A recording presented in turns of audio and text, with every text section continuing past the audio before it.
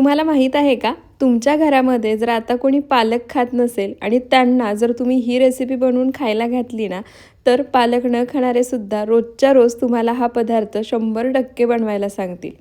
आता भाजी पौष्टिक बनवतोय म्हटल्यावरती ज्या भांड्यामध्ये आपण भाज्या बनवतोय किंवा जे काही पदार्थ बनवतोय, ती भांडीसुद्धा आरोग्यासाठी फायदेशीर असायलाच हवीत ना. आणि म्हणूनच the Indus valley India's number 1 cookware brand इथून मी हा 3.5 लिटरचा स्टेनलेस स्टीलचा प्रेशर कुकर मागवला आहे.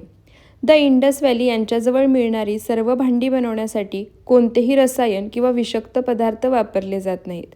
त्याचप्रमाणे कुकरचा ट्रिपल सँडविच बॉटम असल्यामुळे यामध्ये बनवलेले पदार्थ अजिबात करपत नाही. आणि सर्वात महत्त्वाची गोष्ट तुम्हाला माहिती आहे का, जर तुम्हाला हा कुकर घ्यायचा असेल तर डिस्क्रिप्शन बॉक्समध्ये मी याची लिंक दिली आहे आणि तिथे जर तुम्ही माझा कूपन कोड सरिता हा वापरला तर तुम्हाला आणखी 12% डिस्काउंट मिळणार आहे. त्यामुळे लगेच खरेदी करा आणि कूपन कोड वापरून 12% डिस्काउंटसुद्धा मिळवा. आता आपण भाजी बनवून घेऊया. तर त्यासाठी इथे पहा, कुकर मी आधी स्वच्छ धुवून घेतला आहे. त्यानंतर आता यामध्ये इथे मी देशी चणे जे असतात ते एक 5 ते 6 तास पाण्यामध्ये भिजवून घेतले होते. ते भिजवलेले चणे कुकरमध्ये काढायचे. त्यानंतर 1 ते 1.5 ग्लास यामध्ये पाणी घालायचं. पाणी घातल्यानंतर एक छोटा अर्धा चमचा किंवा तुमच्या अंदाजाने यामध्ये मीठ घालायचं. त्यानंतर कुकरचं झाकण लावायचं. कुकर गॅसवर ठेवायचा आणि मध्यम आचेवरती कुकरच्या आपल्याला 4 ते 5 शिट्ट्या करून घ्यायच्या आहेत. तुमच्या अंदाजाने किंवा तुमच्याजवळ असणारा कुकर जास्त वेळ घेत असेल तर 7 ते 8 शिट्ट्या करून घ्या. आता कुकरच्या शिट्ट्या होत आहेत तोपर्यंत एका कढईमध्ये मी पाणी घेतले. आता यामध्ये आपण राहिलेलं साहित्य घालूया. तर इथे आपल्याला पालक ब्लांच करून घ्यायचं आहे, म्हणजे पाण्यामध्ये एक 5 मिनटं उकळवून घ्यायचं आहे. त्यासाठी इथे पाण्यामध्ये मी थोडंसं मीठ, एक छोटा अर्धा चमचा साखर आणि थोडासा खायचा सोडा घालायचा. सोडा, साखर, मीठ घातल्यामुळे पालकचा जो रंग असतो तो बदलत नाही, आहे असा हिरवागार राहतो.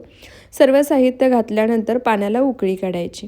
तर इथे पहा, पाण्याला उकळी आली आहे. इथे मी एक मूठभर पालकची पानं स्वच्छ पाण्याने धुवून घेतली आहेत. आता हा पालक या पाण्यामध्ये घालायचा आणि मध्यम आचेवरती एक 5 मिनटं पालक पाण्यामध्ये ब्लांच करून घ्यायचा, म्हणजे शिजवून घ्यायचा. 5 मिनटामध्ये पालक छान ब्लांच होतो, त्यापेक्षा जास्त वेळ ठेवायचा नाही. आता पालक पाण्यामध्ये ब्लांच होतोय तोपर्यंत काय करायचं, एका बाउलमध्ये किंवा भांड्यामध्ये थंड पाणी घ्यायचं आणि या थंड पाण्यामध्ये हा पालक काढायचा आहे, म्हणजे पालकचा रंग आहे असा हिरवागार राहतो, अजिबात बदलणार नाही.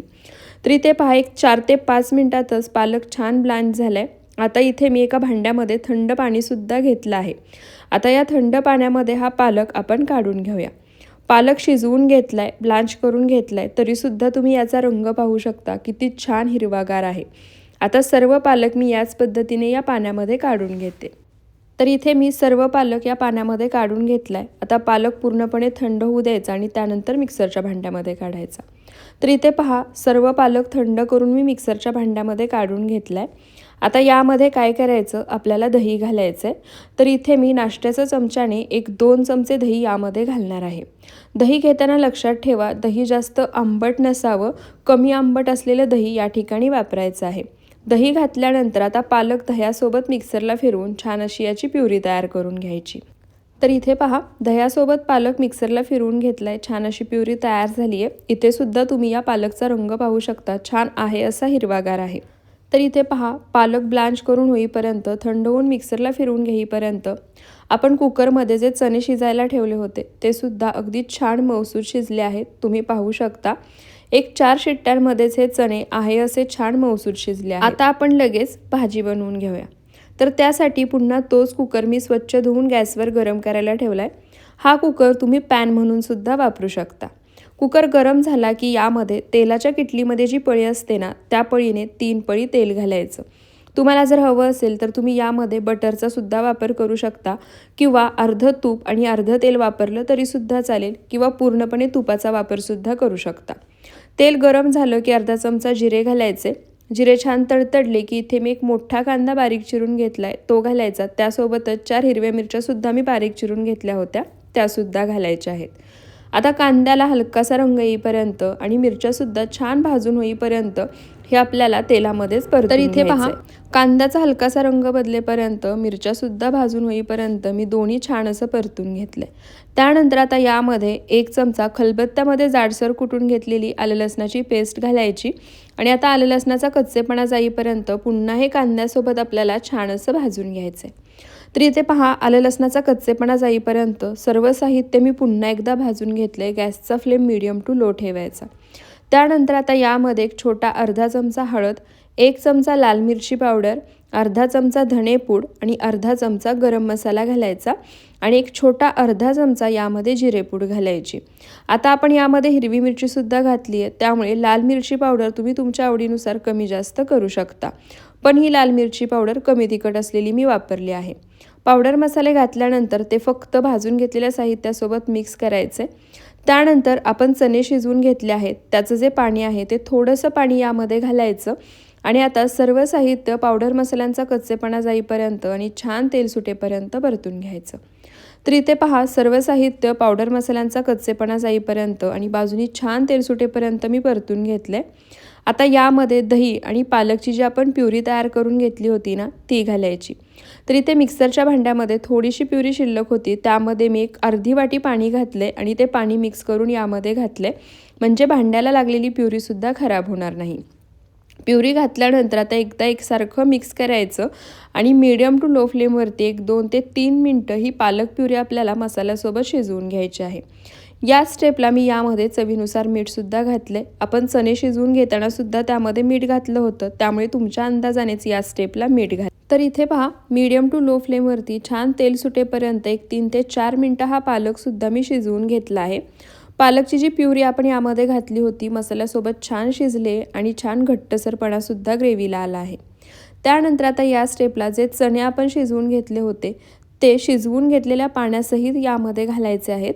चणे घातल्यानंतर पुन्हा एकदा या ग्रेव्हीसोबत हे चणे एकसारखे मिक्स करून घ्यायचे आणि आता मीडियम टू लो फ्लेमवरती 5 ते 6 मिनटं ही ग्रेव्ही आपल्याला छान अशी शिजवून घ्यायची आहे।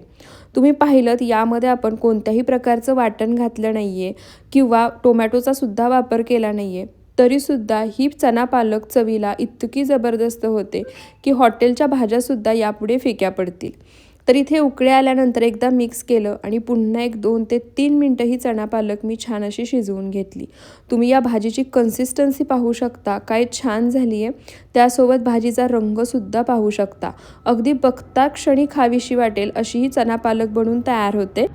आणि तुमच्या घरामध्ये जर कोणी पालक खात नसेल ना, तर खरं सांगते त्यांना नक्की या पद्धतीने ही चणा पालक बनवून द्या।